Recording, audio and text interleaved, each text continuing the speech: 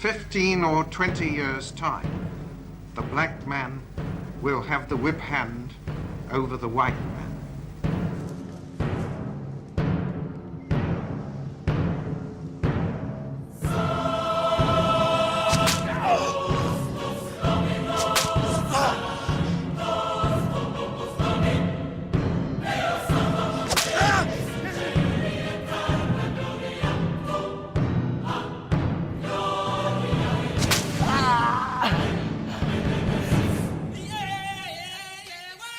In 1865, when the enslavement of African Americans came to an end, many believed that a new era of liberty and justice was dawning.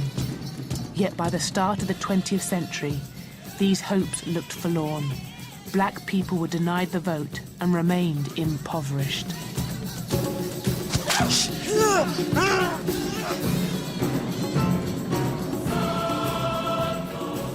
Black people were victims of violence and murder.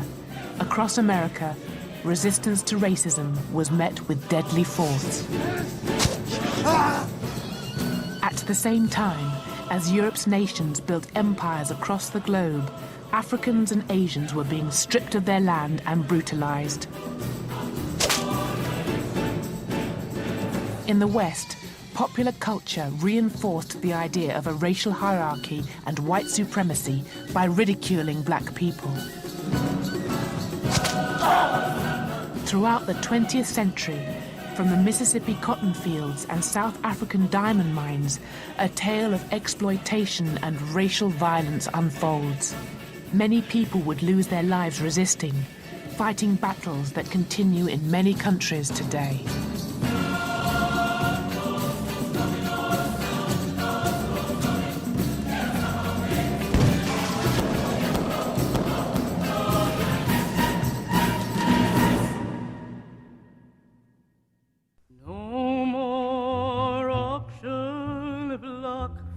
The campaign to abolish slavery in the United States had drawn support from all over the world.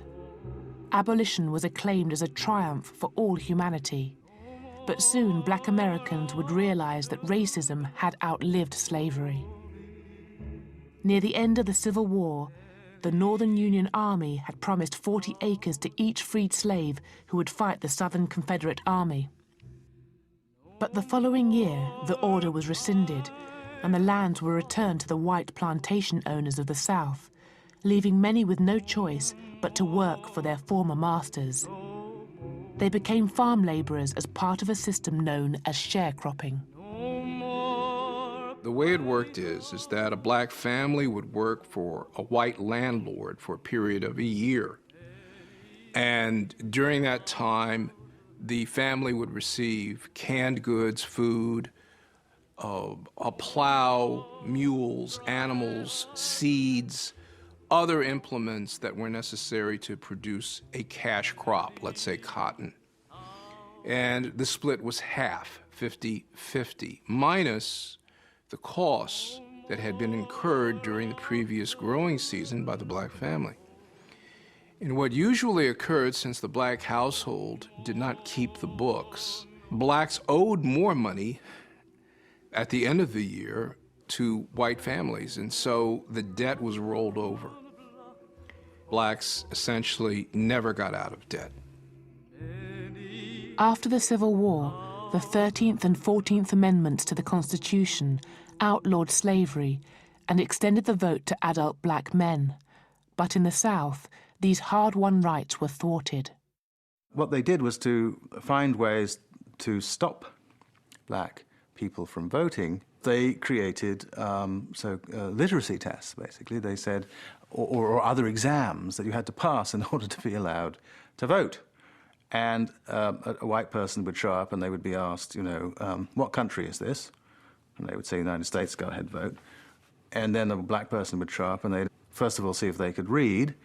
And if they could read, they would then ask them a question like, what is the third phrase in the First Amendment governing religion? Which, of course, most white people couldn't have answered either. By the end of the 19th century, the southern states made it legal to offer so-called separate but equal services to their black citizens. These laws denied black Americans equal access to public amenities, such as education and transport, turning the United States into a racially segregated nation. Soon, millions living in the land of the free found themselves trapped by the Jim Crow system, named after a vaudeville act that ridiculed black people. The key thing to grasp about the so-called Jim Crow laws is that they were really about enforcing the idea of racial inequality in everyday life. And so there were laws that explicitly governed things like where black people could sit in buses, whether they could stay in hotels, which hotels they could stay in, whether they could eat in the same places, and so on. But also around them was a set of practices of everyday life which were not legally enforceable, but which reflected the very same ideas. So, for example, black people weren't supposed to look white people in the face in the street. I mean, if there was not enough space on the pavement, the black person was supposed to get off.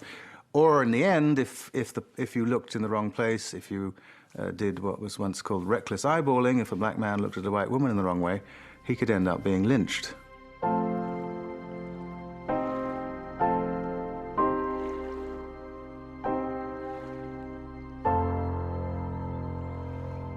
Jim Crow, legal racial segregation, was a regime of white over black, and at the heart of Jim Crow was violence.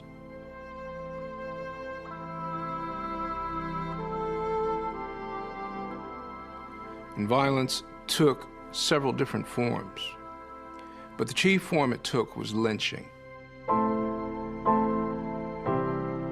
Between 1882 to about 1927, 3,500 African Americans were lynched in the United States.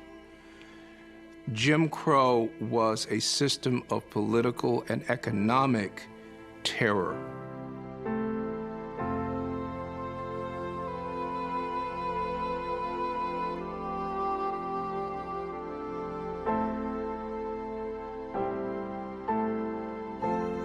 Slavery was always a kind of perverse blessing for blacks in the sense that they were defined as property.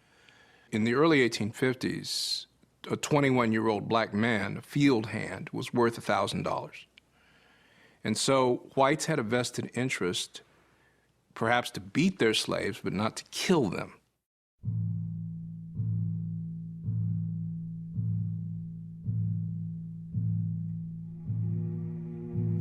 The fear that white people had of black people was so deeply internalized and reinforced by church and government and business that black town halls were burned, black churches were burned.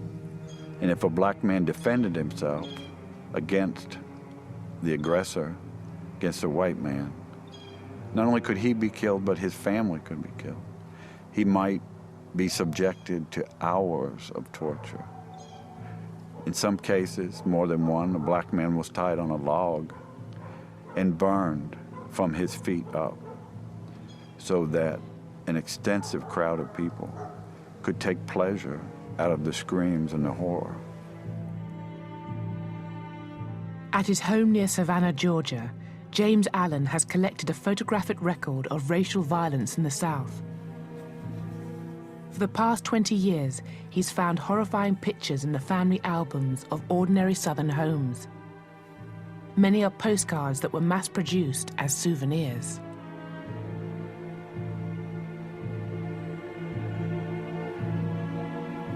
Some of these images were printed in the tens of thousands and sold for a dime or $1 a piece.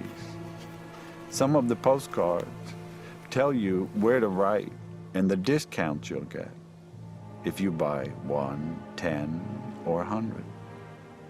They were sold in drugstores and pharmacies. They were sold on the street.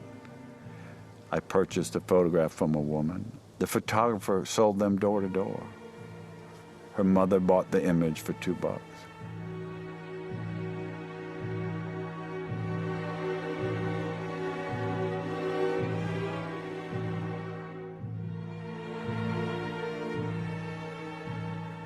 A murder that is of particular interest to me was of a 17-year-old boy by the name of Jess Washington in Waco, Texas, in 1916.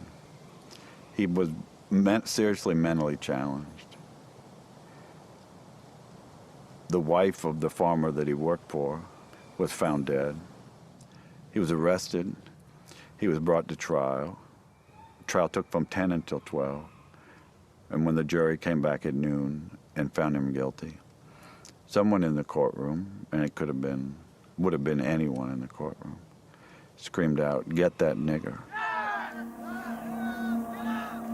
Then one of the worst and cruelest treatments of a human being began. Jess was kicked down out of the courthouse, down the back steps where a crowd of several hundred was waiting for him. They put a chain on his neck. There were 16,000 people crowding the street to watch this boy be tortured. Jess was tied to the chain over a branch of a tree. The fire was started. They raised Jess from the fire up into the air so that the crowd could see him. There were cheers, like at a football game, cheering the torturers on. When Jess tried to climb up the chains, hand by hand, they cut his fingers off one by one so that all he could do was slap at the chain. They lowered him back down in the fire. A man came up and castrated him. Another man kept a pole so that he couldn't crawl out of the fire. And time and again, they pulled him up to keep him from dying so that the crowd could be satisfied, until he finally died.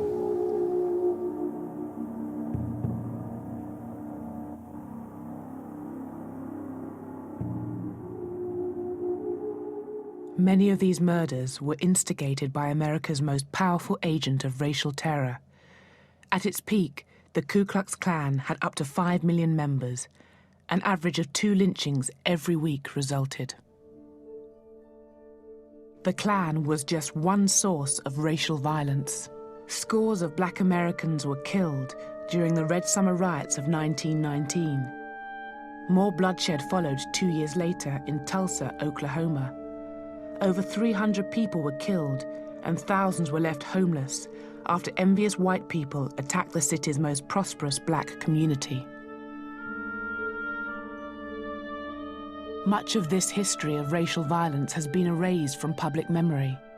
Several state archives have cut out photographs and newspaper reports of lynchings. And James Allen's attempts to show his collection in Atlanta's leading academic institutions have been repeatedly blocked. White America has maintained to this day control of the history of racial violence as victors. It's as if we live in an occupied country intellectually. And as long as white America maintains the power and maintains the myth of moral superiority, the history will never become public, fully public, and be written into our national conscience.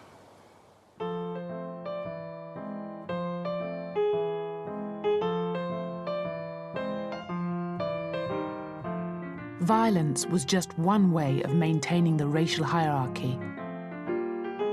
Newspapers, film, and theatre stereotyped Black people as simple-minded figures of fun.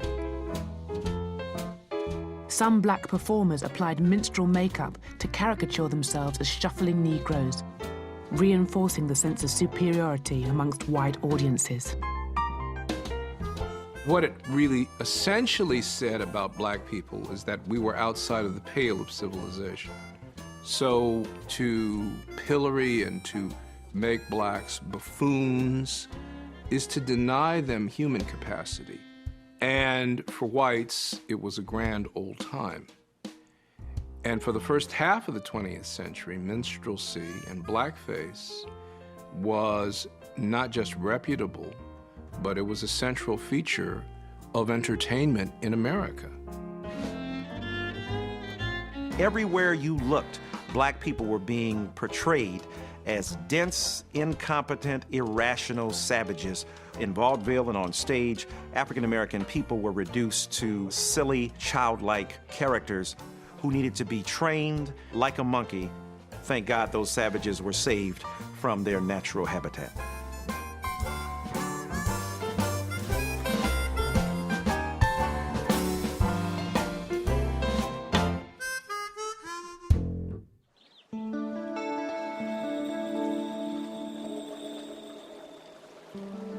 The humiliation and violence inflicted on black Americans was mirrored in Africa. At the end of the 19th century, as Europe's powers scrambled for control of the continent's riches, the rights of the indigenous peoples were no impediment to their plans for conquest. The attitude of white people in all Europe was tabula rasa, terra incognita. Here is a place which is a sort of no man's land. And in other words, we can create our own states there, and we're going to bring order and civilize them. Always the word civilize was used. Whatever you were actually doing, whether you were shooting them, you were civilizing them. The vast majority of people thought they would need, at best, a paternalistic treatment, that they would need looking after, like children.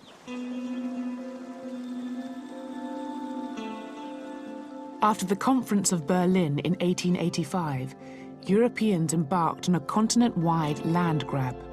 In less than 20 years, 90% of African territory would be placed under European colonial rule. One of the main beneficiaries was King Leopold II of Belgium. Aware of the vast fortune to be made, he persuaded Europe's powers to recognize his sovereignty over one of Africa's largest regions, the Congo. Here was this man who became King of Belgium in 1865 at the age of 30. Enormously shrewd, enormously greedy, enormously ambitious, and with an absolutely brilliant sense of public relations.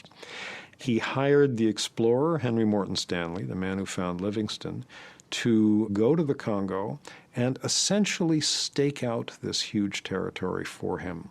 Leopold got first the United States and then all the major nations of Western Europe to ratify his seizure of this enormous territory in the center of the continent. First, Leopold created a smokescreen, claiming that he wished to educate a savage people. They were all really fooled by Leopold because they took him at his word. They thought he was a man who's going to lose all his money in this crazy philanthropic venture. But they didn't realize what he was really after at all, which was to make himself hugely rich by exploiting brown hands and broad backs who were going to carry the wealth of Africa and load it on ships for his own personal profit. Bring them! Extreme violence was employed to impose Leopold's dominion. The right hands of those who failed to meet rubber quotas were severed. Even young children were not spared. In 1896, a German newspaper reported that 1,308 hands had been gathered in one day. Leopold created a 90,000-strong army to enforce his rule. One of his lieutenants wrote, "Only the whip can civilize the black."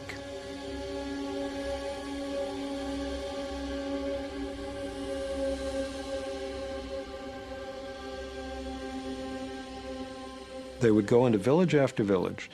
The army would seize the women of the village and hold them hostage in order to force the men of each village to go into the forest and gather a monthly quota of wild rubber.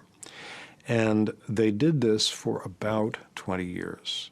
And you can just very easily imagine if you have a village where the women are all being held hostage, the men are all in the forest as forced laborers for several weeks out of each month. There's nobody to plant and harvest food, to go hunting, to go fishing, to do all the normal things through which a community feeds itself.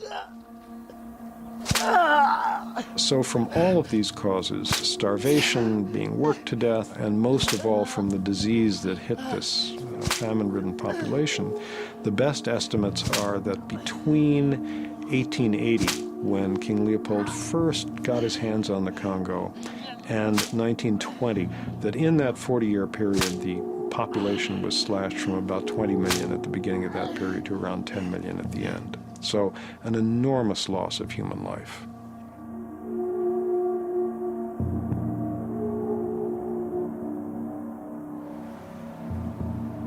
Huge building projects throughout Belgium were funded by Leopold's wealth to celebrate his reign.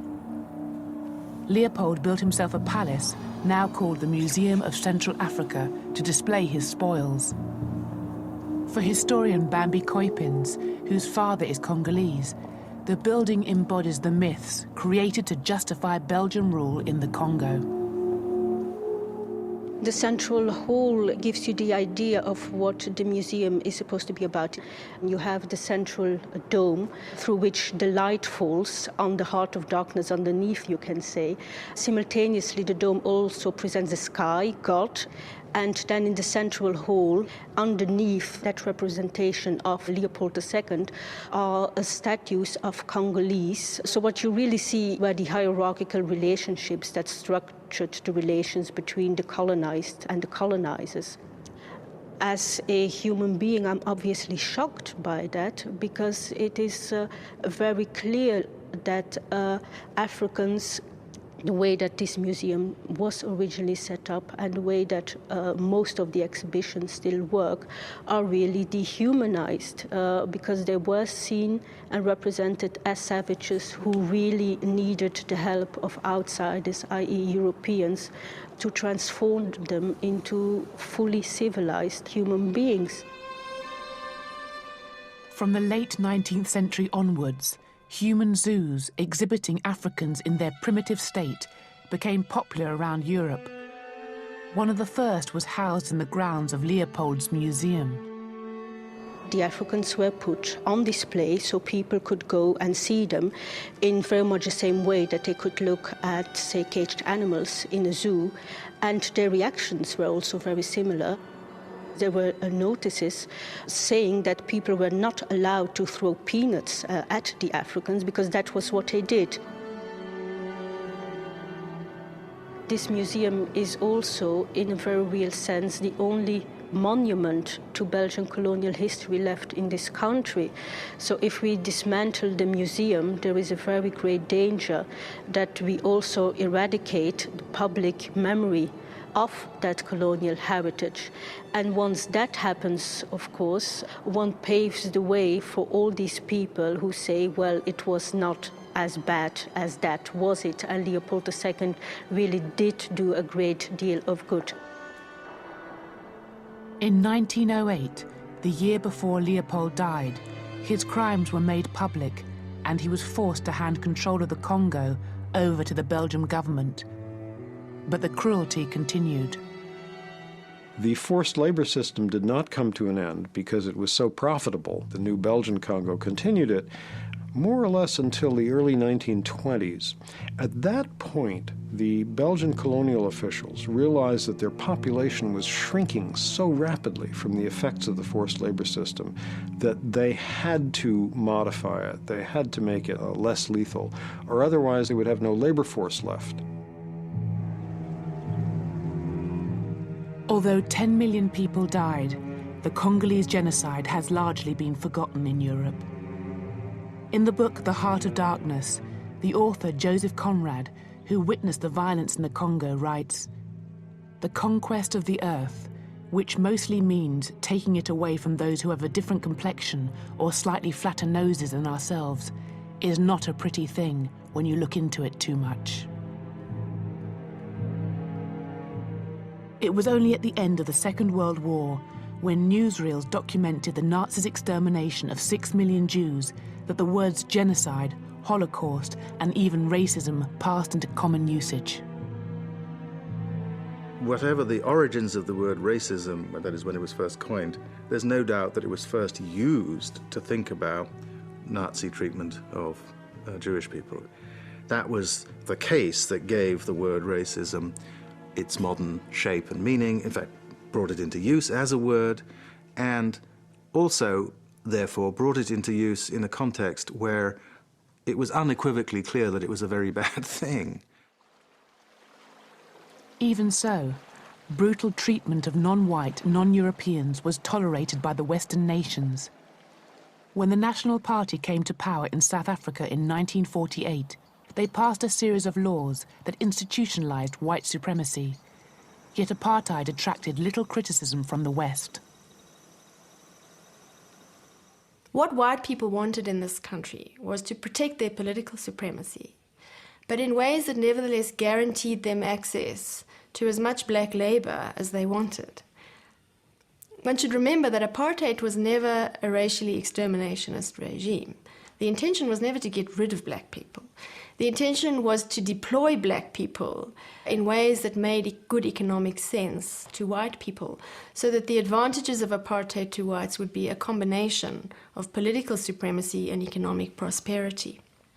So the purpose of racial classification was to provide a mechanism for segregating access to resources, segregating access to power. So your racial classification, once determined, affected where you lived. It determined where you worked and what sort of work you were entitled to do. It determined who you had sex with and who you could marry. It determined what schools your children went to and what universities they were entitled to go to. It determined what shops you were allowed to use, whether you were allowed to drink certain kinds of alcohol and where, whether you were entitled to go to cinemas. In other words, it was a categorization that affected your life across the board, and it became internalized as, in a very intimate way, as the basis of how people thought of themselves. Do you think that the South African government's racial policy is right? I really do, because we cannot mix with the lower nations at the moment, unless they are cultivated and educated and so on. Apartheid erected a vast edifice of racist legislation, making interracial relationships illegal and forcing individuals to be racially categorized. Amid rising international criticism of their policies, the architects of apartheid emulated the creators of Jim Crow and adopted the separate but equal rhetoric of segregation. The South African government just changed its rhetoric. And it began saying not that blacks were inferior creatures, but rather that everybody could govern themselves in their own particular places and ways. So it set up these 10 so-called homelands, or Bantustans as they were once called, where close to a majority of the population of South Africa was crammed onto these desolate stretches of land that never amounted to more than a tiny percentage of the country's land area. And they were dressed up with prime ministers and cabinets and flags and so forth. But it was a sham. But they had to go through the sham because things in the world had changed. And if they had been doing this in the early 19th century, they wouldn't have bothered about any of the sham.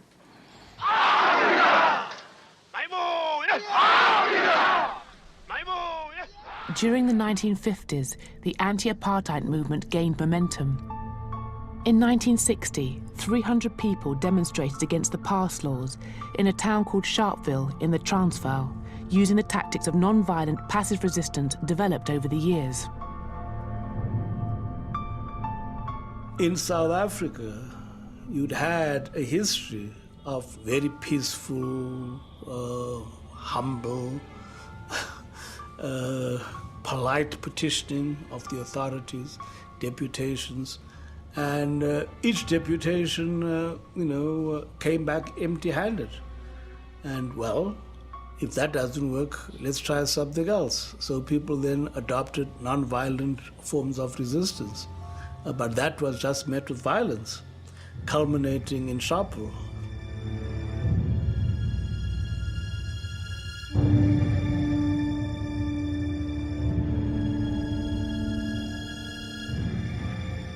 That was, in a sense, a turning point for everyone, that, people assemble outside a police station in a demonstration unarmed, and 69 of them, majority shot in the back, meaning that they were actually fleeing from the scene. Of course, that creates a great deal of anger. And I think for many people, that was it. And people said, well, if that's going to be the response, we've got to have to find other means of taking care of this situation. There are many people who feel that it is useless and futile for us to continue talking peace and non-violence against a government whose reply is only savage attacks. Following the Sharpeville massacre, the African National Congress was banned, and 2 years later, its leader, Nelson Mandela, was imprisoned. At his trial, he announced that the events of 1960 had compelled the ANC to commit itself to armed struggle. Violence, said Mandela, was inevitable in this country. The architects of apartheid turned his prophecy into a reality. Increasingly, they began to kill people. I think it was just deliberate murder of people. It was not a mistake. There was hardly a family in the urban areas and townships and later in the rural areas that had not been affected by detentions, by torture. So it was just about every family in the townships was affected by it. In 1976, South Africa's black school children protested against a new law stipulating that classes be taught in Afrikaans, a language most couldn't speak. 250,000 black people rioted in Soweto alone.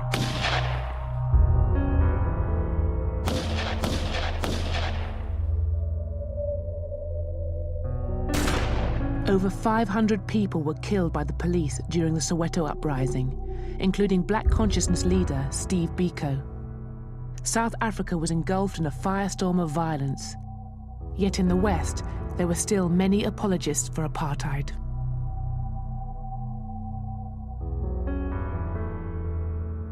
But this isn't surprising. In the southern states of the USA, many features of apartheid, the disenfranchisement of black voters, laws against intermarriage and segregation, endured well after the Second World War. As in South Africa, racial violence remained commonplace. In 1946, African-American soldiers returning from the war were being lynched at a rate of 1 a week. There are cases when black soldiers waiting at the train station, waiting their ride, were lynched because how dare they wear that uniform? They had died for the lyncher and his right to murder them. This was the paradox and indeed the vicious irony of the black participation in the Second World War and the fight for democracy on foreign shores, which drove them to fight even more vigorously back here at home. Protests from prominent anti-racists, including Paul Robeson and Albert Einstein, prompted President Truman, himself a former member of the Ku Klux Klan, to appoint a committee that campaigned to end lynching. At last, government initiatives to counter racism began to trickle through. In 1955, the ruling in the Brown versus the Board of Education case found that the provision of separate but equal schools was unconstitutional, bringing segregation in the education system to an end. White supremacists mounted resistance to the move. At Little Rock, Arkansas, National Guardsmen protected black pupils who had to run a gauntlet of racist violence in order to attend school. By the mid-1950s, those who resisted racism were liable to suffer severe reprisals, as was shown by the experience of a 14-year-old from Mississippi, Emmett Till.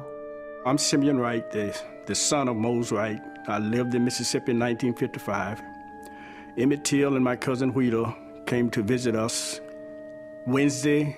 This is the fateful night that we went into Money, Mississippi. Went to this little town, little store, Bryant's Grocery. After we got outside, Mrs. Bryant came out behind us.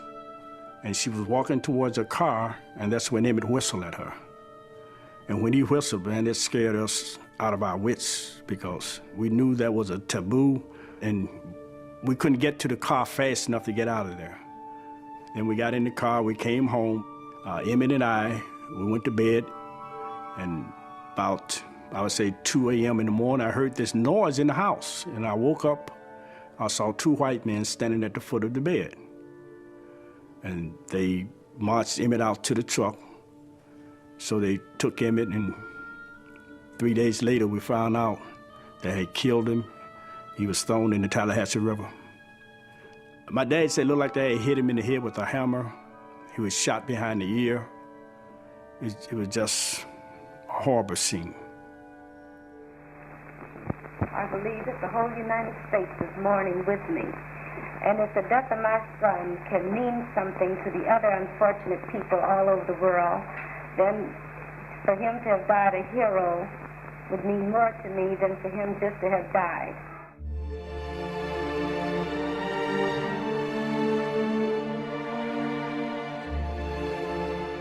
Emmett's mother, she decided that she wanted the world to see what those men had done to her son.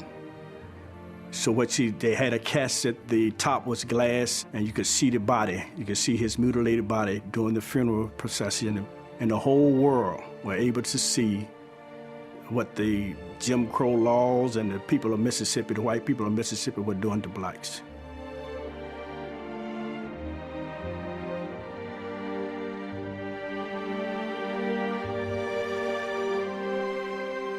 I never will forget it. I was 5 years old when I saw that picture.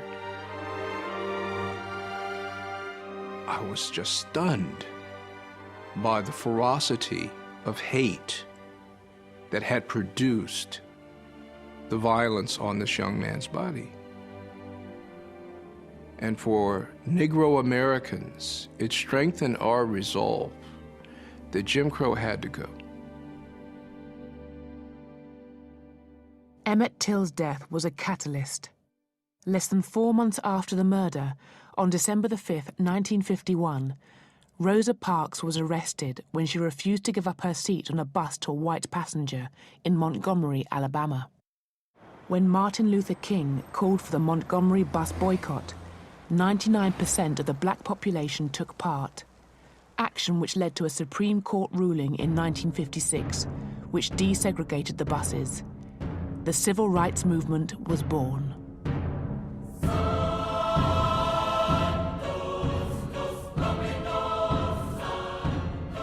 Civil rights protests met with violence, as happened when black people tried to eat at segregated lunch counters.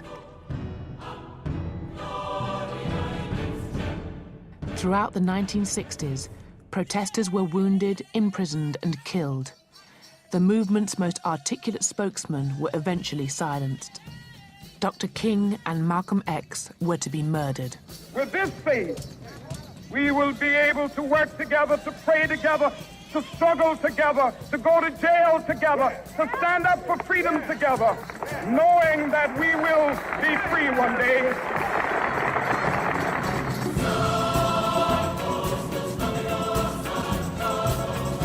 Freedom comes to us either by ballots or by bullets. That's the only way freedom is gotten. Although the Civil Rights Acts of 1964 and 1968 prohibited discrimination, the majority of black people continued to live in substandard housing, go to poor schools, and experience a lifetime of poverty. Well, you know, Martin Luther King Jr. saw the failure. He said it himself. He said, look, the first part of the movement, relatively speaking, was a piece of cake because it was easy for America. Civil rights bill doesn't cost much. Give people the right to vote doesn't cost much. But now what we're doing, the second part of the movement, the part about economic equality and social injustice, well, that's going to cost something. It's not about just letting us have access to the lunch counter. Martin Luther King Jr. said, what good is it to be able to go to a lunch counter but can't afford to buy a hamburger? From 1964 to 67, there was fierce rioting in cities across the US, as African Americans found that the civil rights movement left them as poor as ever. And in post-war Britain, the issue of racism had also been moved onto the political agenda after race rioting at Notting Hill in 1958. Something new and ugly raises its head in Britain: racial violence. An angry crowd of youths chases a Negro into a greengrocer's shop, while police reinforcements are called to check the riot. You can get them all out of the country, and as soon as you can get them out, the better I'll be pleased, I'll tell you that.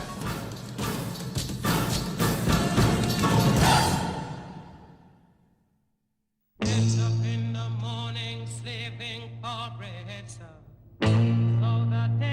By the mid-60s, immigrants from the Commonwealth and the colonies were arriving at a rate of 75,000 per year.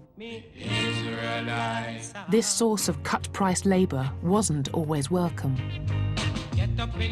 A Britain that had to face that while they had never thought twice about their right to be in a third of a globe, that when people from that third of a globe started turning up in Britain itself, in the heart of empire, that somehow they didn't belong. Many black Britons welcomed the 1968 Race Relations Act, outlawing discrimination in employment and housing. But the Conservative shadow cabinet minister Enoch Powell attacked it in his infamous Rivers of Blood speech, making dire predictions about the consequences of immigration. He received over 40,000 letters of support. The discrimination and the deprivation, the sense of alarm and of resentment lie not with the immigrant population, but with those among whom they have come and are still coming. Once that speech had been given, it produced a fundamental shift, I think, in the thinking of black people around their feelings of belonging to the United Kingdom, their feelings of being loyal colonial subjects and then being abused in this way. The newly formed National Front took up Powell's banner. Its membership rose to more than 20,000 by 1974. The rise of the National Front in the 70s, that was a terrifying time if you were young. You had to be, if you were young and black, you had to be very fit, able to fight and run very fast indeed. I remember in our areas, in Oldham and places where I grew up, you literally had to jog through enemy territory. It was almost like some Hollywood movie, a gang movie. You were on your toes all the time because if the skinheads came around the corner, you needed that half a yard advance on them to get away. Madness. By the time of the 1976 Notting Hill Carnival, many black people had lost faith in the police force. The communities were already on a war footing with the police by 76. Because the generation that I was from was saying to our parents, well, you may have put up with it, but we were born here and we are certainly not going to put up with it. We are broadly politicised by the civil rights movements in America and the struggle against apartheid in South Africa. And so we are keenly aware of what our rights are and we will not suffer to be oppressed. The policing of 76 was swamp policing. So we're already in this age where the mass deployment of officers to reclaim the streets. There was a battle to claim the streets. It was the police saying, this is our territory, we're the biggest gang, we run it, you are gonna do exactly as we tell you to do. And there was black people saying, you're racist, you're attacking our young people have the right to defend themselves, we will not put up with your behaviour anymore. All that came together into a heady mix of marijuana music and madness in the Notting Hill Carnival in 76. But if this is madness, man, I know I'm filled with gladness. It's gonna be rougher, it's gonna be tougher, and I won't be the one who's gonna suffer. Very aggressive policing had been going on for very many years. You know, a group of young black men immediately being seen as threatening by the police as opposed to a group of young white men. People said no more. For the next 5 years, relations between black Britons and the police smouldered with resentment, until on the 10th of April 1981, the arrest of a young man under the so-called sus laws in Brixton, South London, sparked off a series of riots throughout Britain. The fact that it was a shock to many people in British society just reinforces how many people just did not want to know what was happening around them, and that they turned a blind eye to intolerance, to injustice, and to police brutality. In 1981, 30 riots occurred across Britain. From London, Liverpool and Leeds to Handsworth, Halifax and High Wycombe. The official report into the riots by one of Britain's most senior judges, Lord Scarman, identified poor social conditions as the problem, rejecting the idea of institutionalised racism within the police. But in 1993, when the 18-year-old student Stephen Lawrence was murdered during an unprovoked attack by a white gang in South London, the subsequent investigation came to a very different conclusion. Nobody came and spoke to us. No police officer ever came and said, well, this is what's happened to your son or anything. The police, on the night, they did nothing. So they gave Stephen no first aid. They never checked anything. They didn't put him in a recovery position. He fell like that, and they just left him there. And until the ambulance arrived. So even if they could have done anything to help him, they did nothing. From the moment that Stephen was killed, people came to our house giving names and addresses of who they believed to be the killer of Stephen. Those information was passed straight away to the police. We kept nothing back. Days that followed, they spent the time investigating us as a family, as far as they're concerned, that Stephen was black, so automatically he had to be in a gang, he had to have a criminal record, he had to have something. And that is not true, because you may have, I don't know how many percentage of families would be like that, but the large majority of black families are not like that. They're just like myself. So rather than investigate his murder, they investigated him. For me, the central thing of the Stephen Lawrence tragedy was the failure of the legal system. And that history of failure is something that goes back before Stephen Lawrence was killed. It goes back to a period when black people became victims of crime and went to the police to speak of that victimage and to demand their help and protection in managing the risks and dangers involved. They were treated themselves as criminals. While the police spent 2 weeks investigating the Lawrence family, his alleged killers disposed of vital evidence. Following the 1999 inquiry into the murder by Sir William Macpherson, institutional racism was identified as one of the reasons that Stephen's killers evaded justice. The Macpherson report was an incredibly important document and still remains so in terms of getting white society in Britain to understand the fundamental dynamics of a phenomenon called institutionalised racism. And that is where you have no overt policy saying anyone is discriminated against, but that all the outcomes of your operations are overtly discriminatory. How do you get there? How does that happen? It's the culture of racism within an organisation that overpowers the formal commitment to equality that produces the racist outcomes. And we needed that phenomenon nailed, as that is exactly what happened during the case of Stephen Lawrence and very, many other black people throughout the country. It's widely believed that Britain has become a less racist country, yet black Britons are overrepresented in the economic underclass. In some senses, today, I think we may be going backwards. And the reason why I say that is because the scale of racial inequality over the last 20 years, from 1986 to 2006, has increased. Infant mortality rate for black people has increased. Educational failure rate for black people has increased generally across the country. Unemployment rates for black people have hardly shifted in 30 years, still incredibly high. Imprisonment rates are still very high. 33% of all prisoners are from the Afro-Caribbean community and population that are jailed in London. So we're still seeing a huge discriminatory impact of race impacting upon black people's lives.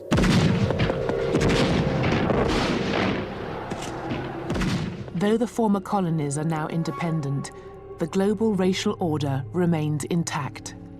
The distribution of wealth and power across the world hasn't changed since the days when ideas of racial hierarchy legitimized colonial conquests. White people in the Northern Hemisphere remain relatively rich and long-living, while the non-white peoples of Asia and Africa endure poverty and disease. Even in South Africa, the defeat of apartheid in 1994 hasn't resulted in the redistribution of wealth that was hoped. Today, the wealth gap between the average black person and the white rich is greater in real terms than it was in 1990 when the white supremacists ruled. It's one of the deals that had to be cut. If you want to strip it of a lot of the verbiage, what it came down to was that, well, the whites would accept democracy provided that they weren't stripped of the property they'd acquired as a result of racial oppression. That's basically what the deal was. If, when the African National Congress took over, they had said, okay, we want just not a political revolution, but an economic one. We're going to radically redistribute the wealth of this country, as we've been promising all these years, you know, to give the mines to those who work in them and the factories to those who work in them and so forth. I think they would not have been allowed to be part of the international economic system. And I think that probably the majority of the white population would have left the country if their wealth had been taken away from them, their land had been taken away from them, as happened in Zimbabwe, for example. And economically, that would have been disastrous.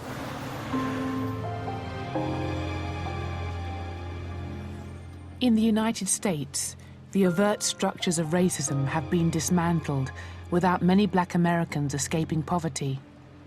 A recent study found that in 1968, a typical black family had around 60% of the income of an average white family. Today, it has only 58%. Black unemployment is more than twice that of whites, a gap wider than in 1972.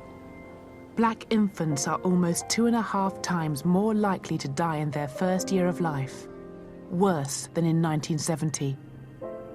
The belief that we live in a post-racist society has blinded us to the impact that skin color plays in determining our destinies. Identically qualified black and white resumes, where the black ones are identified by the fact that the candidate has a name that is recognizably associated with African-American identity, get different treatment when they arrive on the desks of employers. And this is not a hypothesis, this is an experiment that has been done, in some cases with large amounts of data. And that's just still true. It's still true that being black disadvantages you in the employment market, just as, by the way, being a woman does, doing the same experiments. And that's despite the fact, probably, that the officials who manage this system don't think of themselves as racist and don't recognize what they're doing as practicing some kind of racial discrimination. What drives the colorblind racism of the 21st century are three central institutional processes: mass unemployment, mass incarceration, and mass disenfranchisement. Mass unemployment, that is, for young black and Hispanic males between the ages of about 18 years to 35 years. In 1980, there were about 500,000 prisoners in the United States. Today, there are 2.3 million. About half of them are black in the United States. And so this process of mass incarceration in many states leads to the third pillar of colorblind racism, which is mass disenfranchisement. So in the state of Florida, in the year 2000, where George Bush wins the presidency by fewer than 600 votes, in that state, 818,000 Florida citizens who live in that state, they pay taxes to the United States, could not vote for the rest of their lives. Disenfranchisement is not the only feature of Jim Crow to have resurfaced. In the mid-1990s, The Bell Curve became a bestseller by claiming that black people's poor performance in IQ tests proved their innate intellectual inferiority to white people. This was used to justify cutting back black people's benefits. But later criticisms were given little media attention. Its research relied on funding from the Pioneer Fund, a trust endowed by a Nazi sympathizer. Its authors acknowledged help from a professor who writes, "What is called for here is not genocide of incompetent cultures, but the phasing out of such peoples. It was suggesting you can throw all the money you want and you can try to give them all the education you want, it will be a waste. A pig is a pig is a pig is a pig, and you can't put a pig in a chicken coop, because pigs are pigs, and chickens are chickens, and eagles are eagles. And so what it was trying to suggest is that all the social programming and social engineering that you're putting forth to help black people is all for naught, because they're inherently inferior.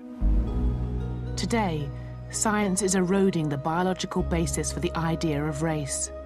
The Human Genome Project has found that the average genetic difference between one African and another is the same or greater than that between a black person and a white person. The only genes that distinguish races are those determining skin color, and yet for many people, those genes, just 5 out of around 25,000, continue to shape destinies and determine fates. The mythology of race exists for no other reason than to justify the attempt of one group to dominate another. And the useful fiction of race continues to allow people to conspire against the best in our human communities. So you can say to a guy, for instance, who's trying to hail a cab in New York City, "Excuse me, cab, I know you think I'm a black man and that race exists. I'm a fiction. I'm a figment of your imagination. I'm a social construct. There's no biological base or empirical verification for my melanin differential. I'm simply another human being possessing a different magnitude of melanin. I still ain't picking you up because you trying to go to Harlem, brother. That's race."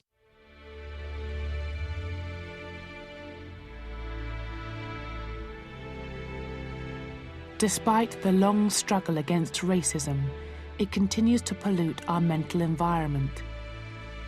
Its enduring potency ensures that people are denied opportunities, justice, and human rights. Key institutions stay racially monolithic, and racial privilege endures. For 5 centuries, racism has legitimized assassination, massacres, and genocides. The doctrine of white supremacy has demonized, brutalized, and dehumanized the non-white peoples of the earth. Racism has been the global driving force behind the dispossession of continents, the destruction of civilizations, and the extermination of entire peoples. The legacy of enslavement and empire has created deadly divides between the West and the rest. In scientific terms, racial differences have no material significance. Yet racism continues to shape the destinies of individuals and nations all over our world.